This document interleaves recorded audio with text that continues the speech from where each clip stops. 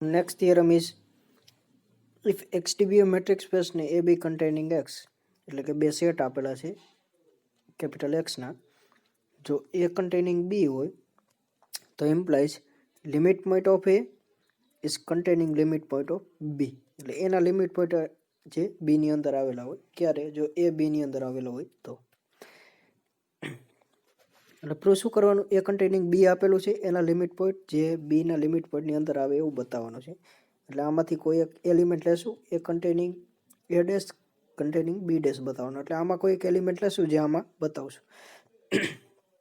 સો એક belongs to A dash. હવે A dash ના લિમિટ પોઈન્ટમાં x હોય તો x શું હોય, લિમિટ પોઈન્ટ ઓફ A. કેમ કે x કેમાં છે, limit point of A dash માં, તો x શું હોય, limit point of A. So there exists one point of A except x in every neighborhood of x. અથવા તમે આ રીતે લખી શકો કે એને delta intersect with E minus x. અહીંયા x આવશે કેમ કે x એલિમેન્ટ છે, is non empty. તો અહીંયા થાય x is limit point of E. અથવા આ રીતે પણ લખીશું, there exist at least one point of A એટલે ઓછામાં ઓછો એક પોઈન્ટ મળશે A નો except x એટલે x સિવાયનો for every neighborhood of x. So there exist at least one point of B એટલે એમાં કોઈક એવો પોઈન્ટ મળતો હોય તો B માં પણ મળે કેમ કે A containing B છે, B મોટો સેટ છે, A નાનો છે, તો એમાં કોઈક એવો પોઈન્ટ મળતો હોય તો B માં મળે કેમ કે B A એની અંદર છે. તો there exist at least one point of B except x એટલે x સિવાયનો for each neighborhood of x. તો x શું થાય, લિમિટ પોઈન્ટ ઓફ B થશે કેમ કે by definition of limit point. તો x belongs to B dash, x જો લિમિટ પોઈન્ટ ઓફ B નો તો x કેમ આવે, B dash set of all limit પોઈન્ટમાં. તો આ x આર્બિટરી પોઈન્ટ હતો જે, તો બધા x જે A ડેશમાં હોય એ કેમ આવશે, B ડેશમાં. A ડેશના બધા પોઈન્ટ B ડેશમાં આવતા હોય તો A dash containing B dash. તો હેન્સ પ્રૂવડ. એટલે આનો યુઝ ક્યાં કર્યો, અહીંયા, કેમ કે એનો જો લિમિટ પોઈન્ટ હોય x તો એ B નો પણ થશે, એનો અહીંયા યુઝ કર્યો. તો નેક્સ્ટ થિયરમ, આ બધા થિયરમ એટલા અઘરા નથી, ઇઝી છે એટલે તમે જાતે ટ્રાય કરી શકો. A containing B હોય તો A બાર એટલે A closure containing B closure થાય. એટલે પણ આમાં પણ સેમ જ મેથડ, એક એલિમેન્ટ આમાં લ્યો અને આમાં B ડેશમાં બતાવો. તો એક એલિમેન્ટ લીધો A બારમાં એટલે A ક્લોઝરમાં, તો A ક્લોઝરની ડેફિનેશન શું છે, A union derive set of A અથવા limit point of A, set of all limit point. A ડેશને ડિરાઇવ સેટ કહેવાય, પણ ડિરાઇવ સેટની ડેફિનેશન શું છે, set of all limit point. તો x બાર કેમ આવશે, A યુનિયન A ડેશ. હવે x જો A યુનિયન A ડેશમાં હોય તો x એમાં પણ આવશે અથવા A ડેશમાં આવશે કેમ કે યુનિયનમાં હોય તો કાં એમાં હોય કાં A ડેશમાં હોય, એટલા માટે ઓરનો યુઝ કર્યો. કેસ 1માં જો x એમાં હોય તો એ બીમાં આવશે કેમ કે A કન્ટેનિંગ B. x એમાં હોય તો બીમાં તો આવશે કેમ કે આનો યુઝ કરવાનો છે. હવે x બીમાં હોય તો B યુનિયન B ડેશમાં પણ આવે કેમ કે આની અંદર છે તો એમાં ગમે તે યુનિયન એડ કરો તો એની અંદર તો આવશે, પણ B યુનિયન B ડેશ એટલે B બાર. તો x કેમાં લીધો હતો, A બારમાં. કેસ 1 માટે કેમાં મળ્યો, B બારમાં. હવે કેસ 2 માટે x જો A ડેશમાં હોય, x જો A ડેશમાં હોય તો x A ડેશમાં એટલે x થશે limit point of A. x થયો limit point of A. A containing B છે તો x limit point of B પણ થશે, તો x કેમ આવશે, B ડેશમાં. એને યુનિયન B કરી કેમ કે યુનિયન એડ કરી કેમ કે x આમાં છે તો એનું યુનિયનમાં આવશે, તો B ડેશ યુનિયન B એટલે B બાર. તો B બારમાં મળી ગયો, કેમાં લીધો તો A બારમાં, મળ્યો છે એમાં B બારમાં.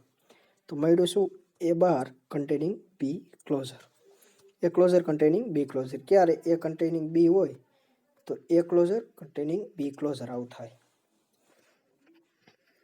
નેક્સ્ટ થિયરમ, લિમિટ પોઈન્ટ માટે A કન્ટેનિંગ B હોય તો ઇન્ટિરિયર પોઈન્ટ, ડોટને આપણે ઇન્ટિરિયર પોઈન્ટ કહેતા, કન્ટેનિંગ B ઇન્ટિરિયર, અથવા આ રીતે પણ દર્શાવાય INT B containing int of b. હવે એક એલિમેન્ટ એ ઇન્ટિરિયરમાં લઈશું તો x શું થાય interior point of A x interior point of A હોય તો એવું કોઈ નેબરહુડ મળશે કે એનું એક્સનું એટલે nx delta such that nx delta containing A. હવે એ કન્ટેનિંગ બી છે તો આ કન્ટેનિંગ બી તો આ નેબરહુડ કેમ આવશે બીમાં પણ આવશે તો એક્સ બીનો પણ ઇન્ટિરિયર પોઈન્ટ થશે. એક્સ બીનો ઇન્ટિરિયર પોઈન્ટ હોય તો x belongs to B interior. કેમાં લીધો તો એ ઇન્ટિરિયરમાં મળ્યો એક્સ બી ઇન્ટિરિયરમાં તો એ ઇન્ટિરિયર કન્ટેનિંગ બી ઇન્ટિરિયર.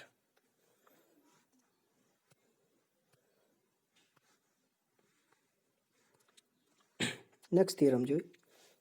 આ બધા બબે માર્કના એક્ઝામ્પલ તરીકે પણ પૂછી શકાય, બબે અથવા 3 માર્કના.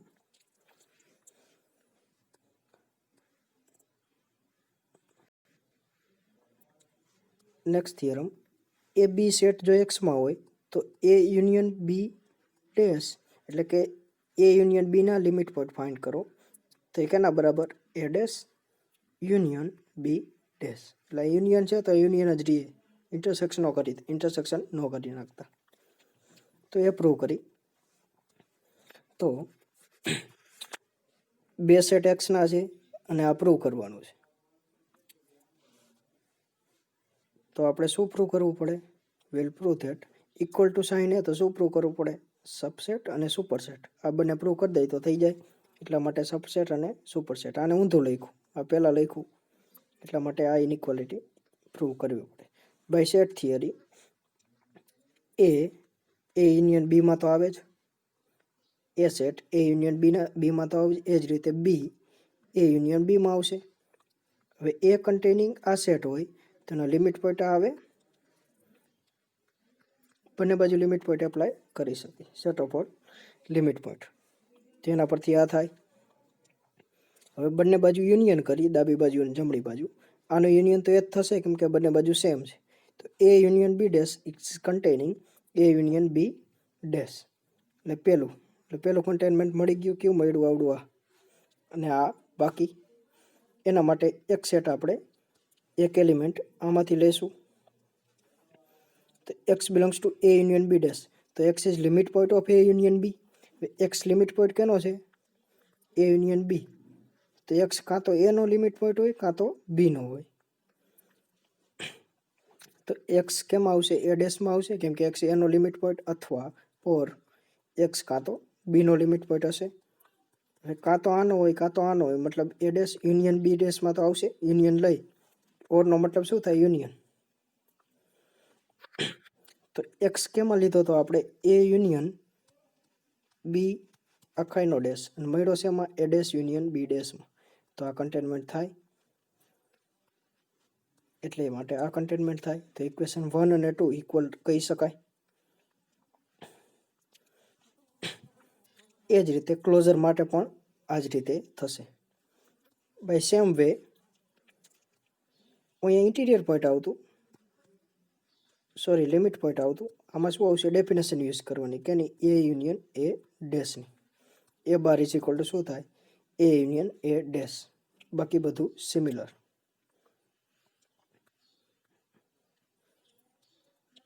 બાકી કાંઈ ચેન્જીસ નથી, ઓના જેવું જ છે સેમ એટલા માટે કરાવતો નથી. ને આમાં A intersection B interior is equal to A interior intersection B interior. ઓમાં લિમિટ પોઈન્ટની જગ્યાએ ખાલી ઇન્ટિરિયર પોઈન્ટ એડ કરવાનું એટલે ઓમાં બાકી બધું સેમ. કયા થિયરમમાં આપણે આ થિયરમમાં જે જોયું હતું ત્યાં શું હતું લિમિટ પોઈન્ટ આવતું હતું એની જગ્યાએ ફક્ત ને ફક્ત અહીંયા કરવાનું ઇન્ટિરિયર પોઈન્ટ, બાકી બધું સેમ.